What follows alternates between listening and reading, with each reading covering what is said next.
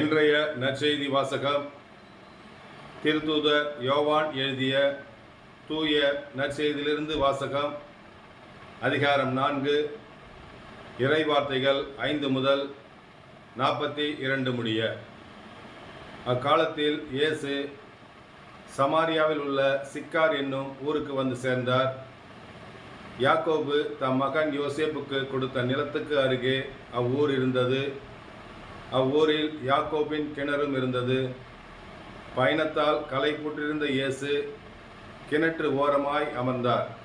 அப்போது ஏறக்குறைய நண்பகல். அவருடைய சீடர் உணவு வாங்குவதற்காக நகருக்குள் சென்றிருந்தனர். சமாரிய பெண் ஒருவர் தண்ணீர் மொள்ள அங்கு வந்தார். இயேசு அவரிடம், குடிக்க எனக்கு தண்ணீர் கொடும் என்று கேட்டார். அச்சமாரிய பெண், நீர் யூதர், நானோ சமாரிய பெண், நீர் என்னிடம் குடிக்க தண்ணீர் கேட்பது எப்படி என்று கேட்டார். ஏனெனில் யூதர்கள் சமாரியரோடு பழகுவதில்லை.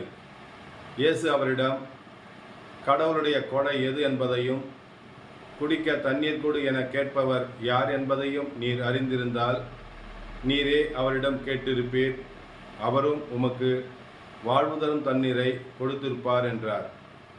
அவர் இயேசுவிடம், ஐயா, தண்ணீர் மொள்ள உம்மிடம் ஒன்றுமில்லை, கிணறும் ஆழமானது. அப்படி இருக்க வாழ்வு தரும் தண்ணீர் உமக்கு எங்கிருந்து கிடைக்கும்? எம் தந்தை யாக்கோபை விட நீர் பெரியவரோ? அவரே எங்களுக்கு இக்கிணற்றை வெட்டி தந்தார். அவரும் அவருடைய மக்களும் கால்நடைகளும் இதிலிருந்து தான் தண்ணீர் குடிப்பது வழக்கம் என்றார். இயேசு அவரிடம், இந்த தண்ணீரை குடிக்கும் ஒவ்வொருவருக்கும் மீண்டும் தாகம் எடுக்கும். நான் கொடுக்கும் தண்ணீரை குடிக்கும் எவருக்கும் என்றுமே தாகம் எடுக்காது. நான் கொடுக்கும் தண்ணீரை குடிக்கும் ஒவ்வொருவருக்கும் அது பொங்கி எழும் ஊற்றாக மாறி நிலை வாழ்வு அளிக்கும் என்றார்.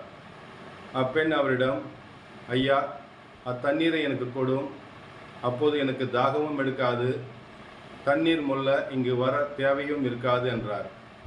இயேசு அவரிடம், நீர் போய் உம் கணவரை இங்கே கூட்டிக் கொண்டு வாரும் என்றார். அவர் இயேசுவிடம், எனக்கு கணவர் இல்லையே என்றார். இயேசு அவரை பார்த்து, எனக்கு கணவர் இல்லை என நீ சொல்வது சரியே.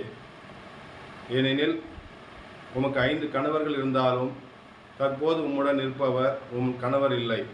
எனவே நீர் கூறுவது சரியே என்றார்.